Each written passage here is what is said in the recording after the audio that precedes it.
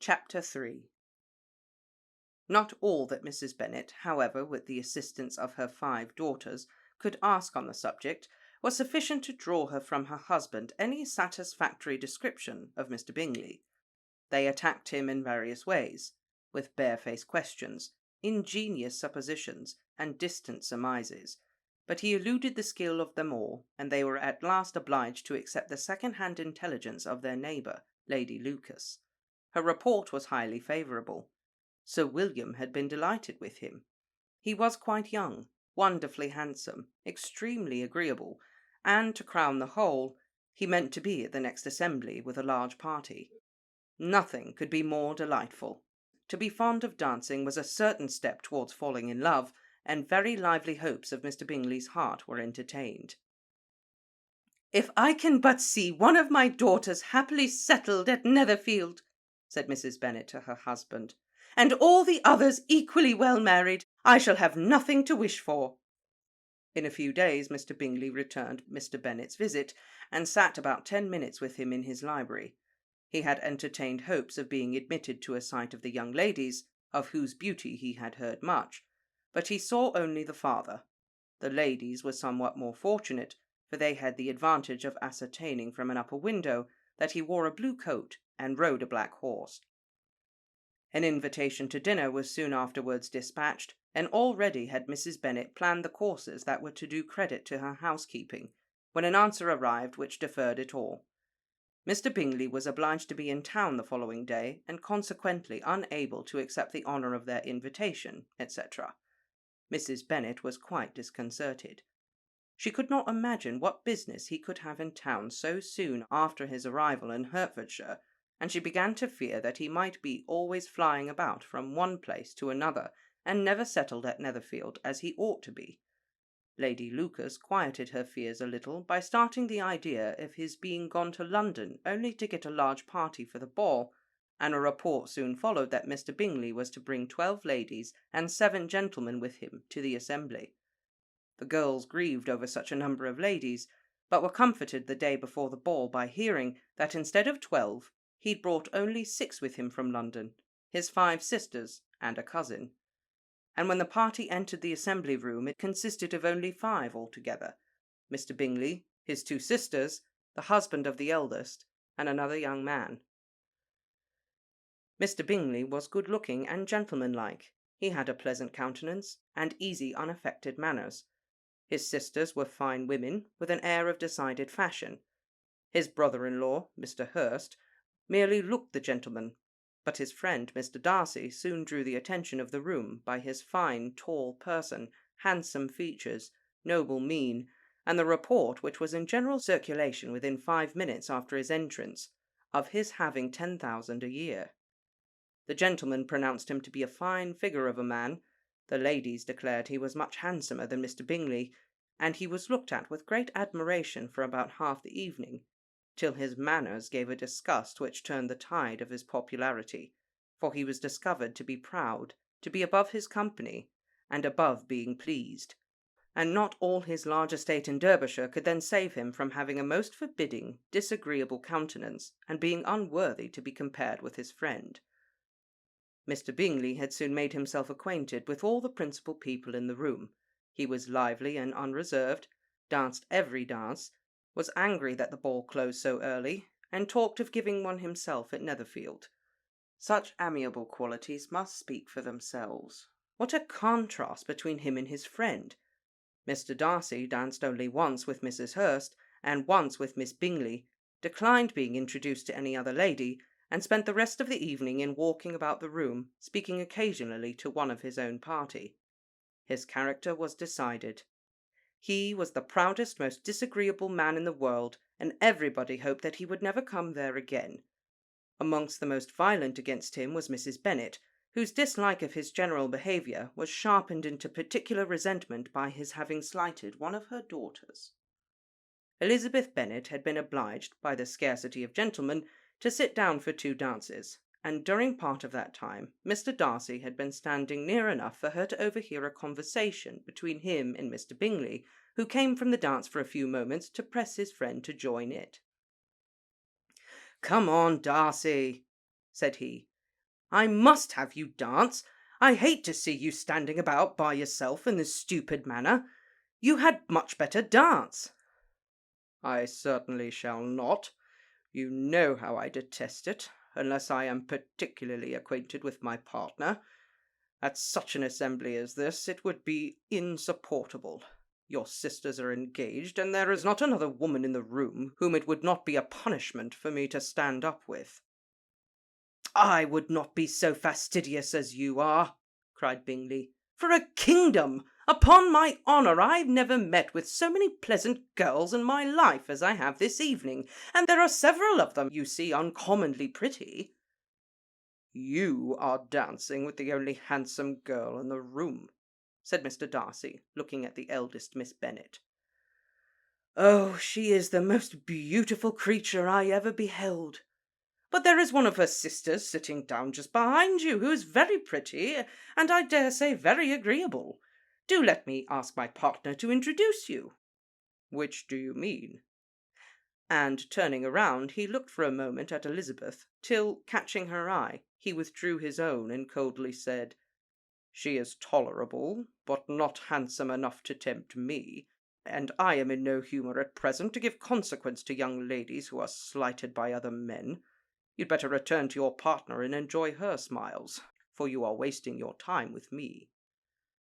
Mr. Bingley followed his advice. Mr. Darcy walked off, and Elizabeth remained with no very cordial feelings towards him. She told the story, however, with great spirit among her friends, for she had a lively, playful disposition, which delighted in anything ridiculous. The evening altogether passed off pleasantly to the whole family. Mrs. Bennet had seen her eldest daughter much admired by the Netherfield party. Mr. Bingley had danced with her twice, and she had been distinguished by his sisters. Jane was as much gratified by this as her mother could be, though in a quieter way. Elizabeth felt Jane's pleasure. Mary had heard herself mentioned to Miss Bingley as the most accomplished girl in the neighbourhood, and Catherine and Lydia had been fortunate enough to never be without partners, which was all they had yet learned to care for at a ball. They returned, therefore, in good spirits to Longbourn, the village where they lived, and of which they were the principal inhabitants. They found Mr. Bennet still up. With a book he was regardless of time, and on the present occasion he had a good deal of curiosity as to the event of an evening which had raised such splendid expectations. He had rather hoped that all his wife's views on the stranger would be disappointed, but he soon found that he had a very different story to hear. "Oh, my dear Mr. Bennet," as she entered the room, "we had a most delightful evening, a most excellent ball. I wish you'd been there. Jane was so admired, nothing could be like it. Everybody said how well she looked, and Mr. Bingley thought her quite beautiful and danced with her twice. Only think of that, my dear. He actually danced with her twice, and she was the only creature in the room that he asked a second time. First of all, he asked Miss Lucas. I was so vexed to see him stand up with her, but, however, he did not admire her at all.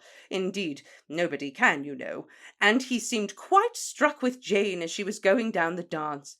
So he inquired who she was and got introduced and asked her for the two next. Then the 2/3 he danced with Miss King, and the 2/4 with Maria Lucas, and the 2/5 with Jane again, and the 2/6 with Lizzie, and the Bollinger—" "If he had any compassion for me," cried her husband impatiently, "he would not have danced half so much. For God's sake, say no more of his partners. Oh, that he had sprained his ankle in the first dance." "Oh, my dear," continued Mrs. Bennet, "I am quite delighted with him. He is so excessively handsome, and his sisters are charming women. I never in my life saw anything more elegant than their dresses. I dare say the lace upon Mrs. Hurst's gown—" Here she was interrupted again. Mr. Bennet protested against any description of finery. She was therefore obliged to seek another branch of the subject, and related, with much bitterness of spirit and some exaggeration, the shocking rudeness of Mr. Darcy. "But I can assure you," she added, that Lizzie does not lose much by not suiting his fancy, for he is a most disagreeable, horrid man, not at all worth pleasing, so high and so conceited that there was no enduring him. He walked here and he walked there, fancying himself so very great, not handsome enough to dance with. I wish you had been there, my dear, to have given him one of your set-downs. I quite detest the man. Chapter 4.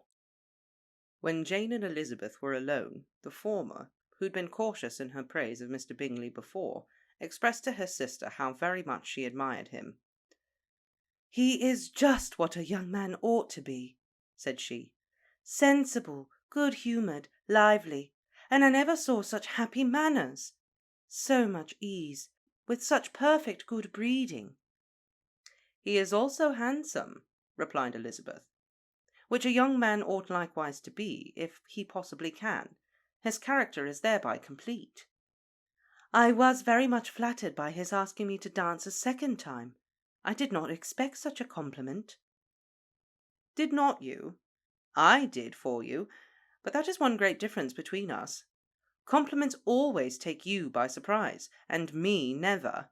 What could be more natural than his asking you again? He could not help seeing that you were about 5 times as pretty as every other woman in the room. No thanks to his gallantry for that.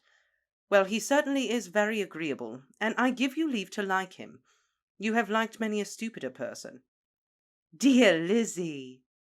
"Oh, you are a great deal too apt, you know, to like people in general. You never see a fault in anybody. All the world are good and agreeable in your eyes. I never heard you speak ill of a human being in my life." "I would wish not to be hasty in censuring anyone, but I always speak what I think." "I know you do, and it is that which makes the wonder. With your good sense, to be so honestly blind to the follies and nonsense of others. Affection of candour is common enough. One meets with it everywhere. But to be candid without ostentation or design, to take the good of everybody's character and make it still better, and say nothing of the bad, belongs to you alone. And so you like this man's sisters too, do you? Their manners are not equal to his." "Certainly not, at first. But they are very pleasing women when you converse with them. Miss Bingley is to live with her brother and keep his house, and I am much mistaken if we shall not find a very charming neighbour in her." Elizabeth listened in silence, but was not convinced. Their behaviour at the assembly had not been calculated to please in general, and with more quickness of observation and less pliancy of temper than her sister, and with a judgment too unassailed by any attention to herself, she was very little disposed to approve them. They were, in fact, very fine ladies, not deficient in good humour when they were pleased, nor in the power of being agreeable when they chose it, but proud and conceited. They were rather handsome, had been educated in one of the first private seminaries in town, had a fortune of £20,000, were in the habit of spending more than they ought, and of associating with people of rank, and were therefore in every respect entitled to think well of themselves, and meanly of others. They were of a respectable family in the north of England, a circumstance more deeply impressed on their memories than that their brother's fortune and their own had been acquired by trade. Mr. Bingley inherited property to the amount of nearly £100,000 from his father, who had intended to purchase the estate, but did not live to do it. Mr. Bingley intended it likewise, and sometimes made choice of his county. But as he was now provided with a good house and the liberty of a manor, it was doubtful to many of those who best knew the easiness of his temper, whether he might not spend the remainder of his days at Netherfield, and leave the next generation to purchase. His sisters were very anxious for his having an estate of his own, but though he was now established only as a tenant, Miss Bingley was by no means unwilling to preside at his table, nor was Mrs. Hurst, who'd married a man of more fashion than fortune, less disposed to consider his house as her home when it suited her. Mr. Bingley had not been of age 2 years when he was tempted by an accidental recommendation to look at Netherfield House. He did look at it, and into it for half an hour, was pleased with the situation in the principal rooms, satisfied with what the owner said in its praise, and took it immediately. Between him and Darcy there was a very steady friendship, in spite of great opposition of character.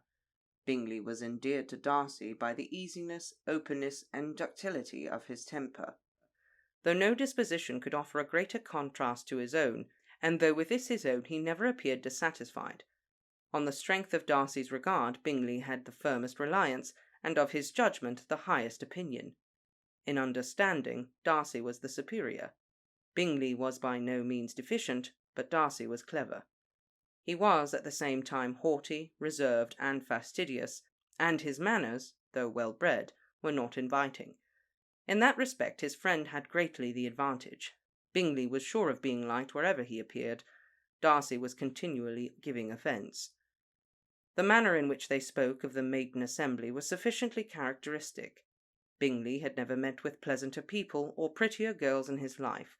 Everybody had been most kind and attentive to him. There had been no formality, no stiffness. He had soon felt acquainted with all the room, and as to Miss Bennet, he could not conceive an angel more beautiful. Darcy, on the contrary, had seen a collection of people in whom there was little beauty and no fashion, for none of whom he had felt the smallest interest, and from none received either attention or pleasure. Miss Bennet he acknowledged to be pretty, but she smiled too much. Mrs. Hurst and her sister allowed it to be so, but still they admired her and liked her, and pronounced her to be a sweet girl, and one whom they would not object to know more of. Miss Bennet was therefore established as a sweet girl, and their brother felt authorized by such commendation to think of her as he chose. So, I'm getting the sense that these are all awful people. Everyone's terrible? Everyone is just so vain, conceited, just... I don't know, Jane doesn't seem like a terrible person. I guess no, Jane doesn't. Neither does Mr. Bennet. Doesn't really seem like he's buying into everything too much. He's just kind of doing it for Mrs. Bennet. Well, he understands the rules of society, but he definitely gives off that he's like, this is dumb, but it is the way that things are. So. I guess I just feel like Mr. Bennet. That's how I look at it. Just like, oh god, these are not people I would want to associate with if this were real. Yeah, he gives off those vibes. Yeah. Just like, I'll do what I have to do for my family's sake and whatever else, and then just leave me alone. Let me do what I gotta do over here, away from everything. After this chapter, I think my assumptions were correct. I think a big theme in this is how fake some people are and how much they focus on both wealth and like appearances and like vanity, and not really on anything with substance, character, and intelligence. I mean, Mr. Darcy, everyone is like, he's like the richest dude. He's so handsome. 10,000 pounds a year? 10,000 pounds a year. He's so handsome. And then he opens his mouth. And everyone's just like, ooh, you're kind of rude. Got it. Yeah. What does he say about Elizabeth? Bingley is just like Bingley. First of all, he said he found her rather handsome, but not. She's passable. Yeah, passable or something. But not handsome but not enough for him. Yeah, not enough for him to like do anything about it. Meanwhile, Bingley had a great time. Yeah. Bingley was living it up. Yeah, Bingley was like, there were so many cute girls. The music was great. The food was good. It was a great party. I had a great time. This was awesome. Bingley is like enjoying life. Is it gonna turn out where like Darcy is actually the better character, one with more substance? Is he like me, where if he was at this social event, he'd just be like, "You're all fake. I don't care about any of you. Why am I trying to impress you?" I mean, Bingley seems like he's an okay dude. Right? But again, everyone at that party, obviously we saw from the Bennet's perspective, they were just kind of putting on a show and everything. And... Well, then Elizabeth and Jane have that whole conversation about the Bingley sisters. And Jane is like, oh, they were so nice. Everyone was so nice. And Elizabeth is sitting there like, yeah, they were nice, but couldn't you tell how full of themselves they are? Couldn't you tell this? Couldn't you tell that? Like, everyone was just... Like, Elizabeth seems to see through everyone's bullshit. Pretty much. Well, she is the smart one. She is the smart one. And Jane is just like, and Mr. Bingley was so nice, and he was handsome. And Elizabeth is just like, right, but you always think everyone is wonderful. Jane is the Sansa. He's my Florian. Oh my god, I found out the other day that the prince in the Snow White movie, the Disney movie, his name is Florian. Oh, there we go. Yeah, Prince Florian. Some copyright issues there. Maybe Snow White's real name is actually... versus Disney. So yeah, so her and Jane have that conversation, and Jane is still just like, whatever, Lizzie, I'm still gonna think the best in people. You can be grumpy about everyone if you want to, but... And then Mrs. Bennet, like, I love that where she's like trying to tell Mr. Bennet every blow-by-blow detail of what happened, and Mr. Bennet is literally just going, I do not care. Do not talk to me about this. I don't care. I was having such a lovely evening. He literally said, like, how's it going? And he wanted, like, a 5-minute thing about... Oh, it went great. Right? Like, it went great. Bingy was Bingley. An excellent host. Bingley. Not Bingy. Same thing. Oh, God. Here we go. You know, oh, he danced with Jane twice. That's good. No, she literally is describing, like, every time someone picked up an hors d'oeuvre and what it was. Who looked at who with side eye. Who did the, like... Oh my god, it's like the Real Housewives with her. Yeah. It's so great. That's what I'm saying. Real Housewives of the 1800s. Is she's just so much. And Mr. Bennet is just like, I don't care. I don't care at all. God. And then I think it's mentioned that the sisters, like, they don't understand the importance of it. They're just there to, like, have a good time. Yeah. They don't understand that this is... These kinds of events... Social event of the season. Can... Bet they even wear white after Labor Day. Heathens. That they can, like, make or break a woman's prospects for marriage. Because, God forbid, a woman shows her actual personality. So, do you think,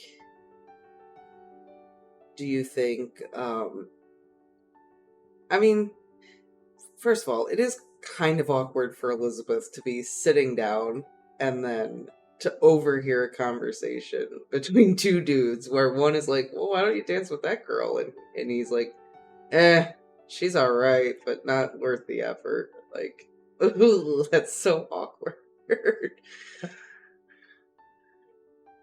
She's passable, but I wouldn't. It's not worth my time. Like, dude, she's sitting right there. She can hear you. I mean, she took it well, I guess, but... Yeah. But... Mrs. Bennet I don't know how you would react to that, like... Mrs. Bennet seemed more upset about it than she did. Yeah, she doesn't seem like she cares about any of this. Not that much, but Mrs. Bennet is like, Mr. Darcy is the most horrible person I've ever met because he said this thing, yada, yada, yada. And then Elizabeth is just like, I mean, he was kind of a douchebag. That was a rude thing to say. But he's just not worth my time. Now I'll just ignore him because I know he's a douchebag. And that's it. But her mom, like, oh God. It's a production. Right? What'd she say? Like, the whole party hated him. Yeah, like... The whole town. Yeah, by the end of the night, like, everyone hated his guts. Probably because he kept saying shit like that to everybody. About like... And what Because they the say, question like, is he just that rude, or does he just know the fakeness of it? So it's kind of like Mr. Bennett. You know, he tries to well, they do. mess with his wife. Was he just like, I'm just gonna piss everyone off tonight? I mean, it's very much like Mr. Bingley talked to everybody, friendly with everybody, and then he's got this best friend who literally didn't speak to anyone unless he absolutely had to. And everyone's like, this guy's such a douche. And I'm going, though, maybe he is, but kind of sounds like me at a party. I don't want to be there. If I have to be there, I really don't want to talk to anybody. All depends on what type of party. That's true. Like if This is not it my was it was something I chose to go to, usually more sociable. But if I have to go for like work or whatever else, what other right. Like if reasons? it's something that you have to go for. Yeah, Yeah. I may or may not be like Mr. Darcy. And they all. Well, I'm usually not quite as blunt. Yeah, I I don't think. I do know not to, stand right next to someone and be like, ew.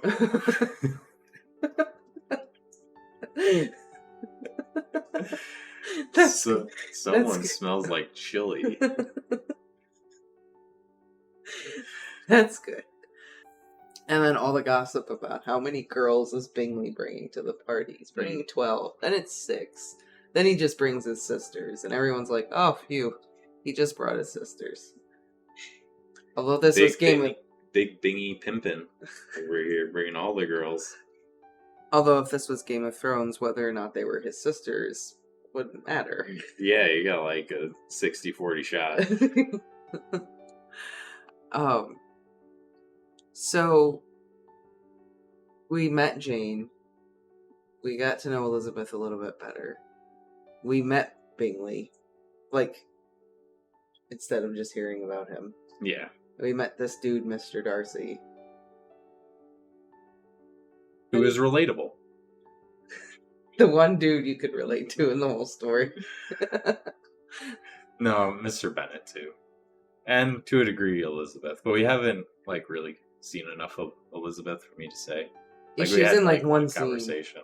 Yeah, she's had, like, one conversation. So, and true, we only had one conversation with Darcy, too. But everyone was also talking about him. Everyone else's conversations revolved around Darcy. Yeah. Yeah. Darcy and, so far, Bingley are characters who have thus far made, like, a 2-second appearance, but everyone has been talking about them. Yeah. In a good and bad way. Is it going to turn out Bingley here is going to be, like, deep down a jerk, and Mr. Darcy is going to be, like, the good one, and then, like, him and Elizabeth are going to cross where he's just, like, a jerk, like, you're ugly. I don't care. Like, what do you mean you don't care? You're not offended by me? And then he starts trying to impress her and get her to notice him, that sort of thing. You know, that old kindergarten, throw the stones, pull the pigtails. Well, do you think Darcy is going to become a more of a fixture in the story? I don't see how he could make that type of entrance and not be. You're just gonna do that and then forget about him? Call a girl ugly at a party and just... Exit Mr. Darcy, stage left. Your job is done here. Self-esteem is lowered by 50%. Mission accomplished. Well, I can't spoil anything for you, so I can't tell you whether your predictions are correct or not. I guess so far that's my prediction. I don't know. It's like we haven't really gotten a lot. These chapters are really short. The pages. You're generating a lot of feedback, though, for such a small amount of text. Because it's very apparent what type of people they are. I mean, I've caught enough episodes of you watching Real Housewives and that sort of thing to know where this is going. Drama. Thank you for watching, and a very special thank you to our supporters on Patreon. If you'd like to help support the channel, you can head over to our Patreon or check out some of the official Bibliobibuli merch. If you're new here, consider subscribing, and until the next video, happy reading.